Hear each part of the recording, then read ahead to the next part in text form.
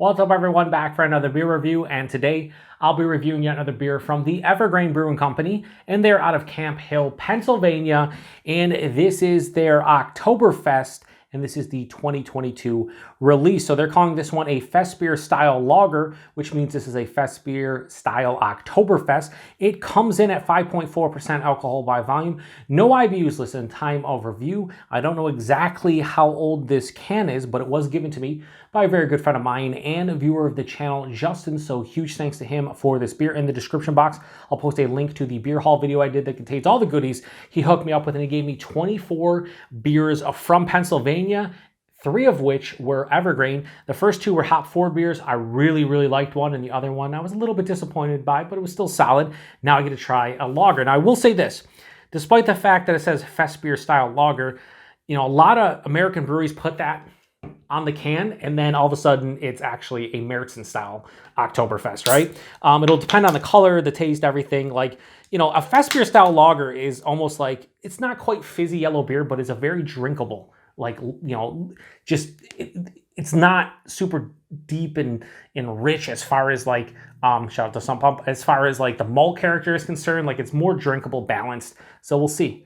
And this is pouring out to me like a Märzen, but we'll see when it gets in the glass how light it is and everything. But typically a Märzen's darker, and again, a Festbier is more of just like that, you know, yellow golden color to some degree. So yeah, that honestly, while not super dark, although it might be a little bit on camera, this just looks to me like a Märzen, and it honestly does. It has like that, you know, honey orange color. I would say more to like an orange, almost getting to like the almost like a slight coppery tone. Has a finger of like an off-white creamy looking head, decent carbonation up to the, yeah, I mean, this to me screams Märzen, but we'll see. They said Festbier. Yeah, this smells like 100% like a Märzen. Such a, oh man. So I've gotten it a couple times, and in Oktoberfest beers, certainly Märzens. I reviewed Fox Farms Tines, or was it, might have been New Park's Märzen. One of them said like raisins and like dark fruit and stuff, and I really didn't get it out of those. I'm getting that in here. This has like caramel, toffee, and like a brown bread, but then I'm getting like raisin. Yeah, raisin. Like caramel covered raisins. Has a little bit of like an earthy hop tone.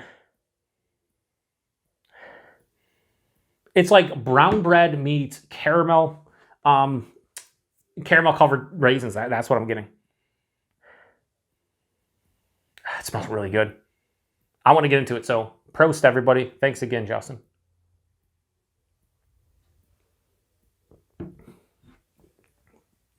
Really fucking good. Wow. This is not, so I'll tell you this right now, this is not a fest beer.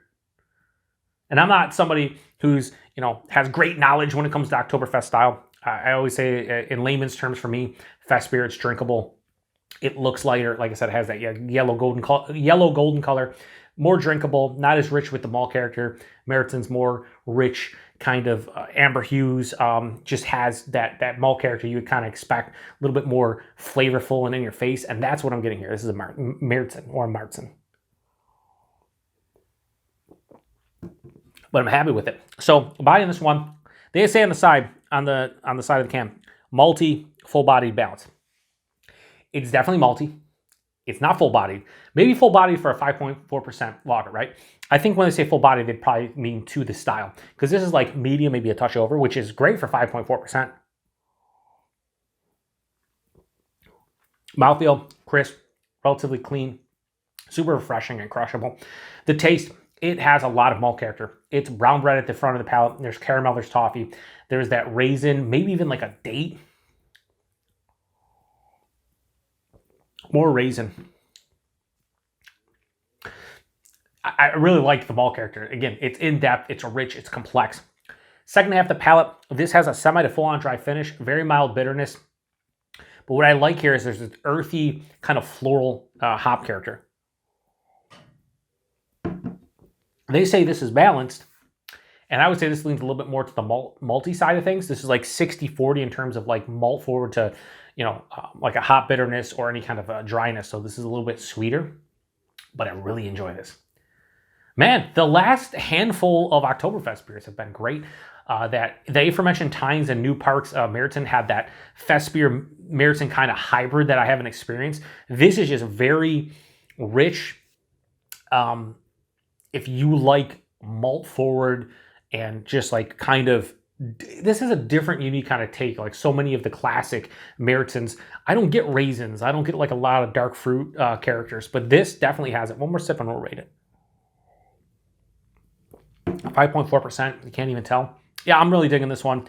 So the last two beers from Ever Grain were really good. The first one just wasn't for me. I mean, it was like a hazy. I just didn't do it. Then the next one was a hazy that was like their flagship. It did it for me, and this is doing it for me. Is it my favorite this year? No, but it's really fucking good. So Oktoberfest, the 2022 release, what they're calling a Festbier-style lager. I would say, again, argue it's a Meriton-style lager. I have no problems whatsoever giving this a just straight on. Now we're going to go a little bit under. Shit, I don't know. Yeah, we're going to go 4.2 out of 5. So a low 4.25. It's not as good as Munster Fest, which I think I gave a 4.25 to. But it's up there. Price and availability, I have no idea. Justin gave it to me. I don't know where they distribute. I don't know the price point. I would hope something like this is no more than like $14 a 4-pack, although a lot of breweries are charging $15 a 4-pack. To be fair, a lot of them are really good. So if this was in like the $12 to $15 range, it's fine. I'd prefer to see it in the $12 range. But if it's $15 4-pack, it is what it is. And availability, like I said, we've seen a couple in prior reviews. I said this not in this review specifically, but we've seen some of their Sorbetto series here. I've not seen anything else from them. So yeah, I don't know as far as their distribution goes, but hopefully most people in Pennsylvania can get it. So thanks again to Justin for this beer. Thanks to everybody stopping by for another beer review here on the Beer Patrol. Like I said, 5.4%. So many of these beers, you can't even taste it. And in this one, it's the same. If you've had it before, post in the comment section. Let me know what you thought about it. Until the next one. Prost.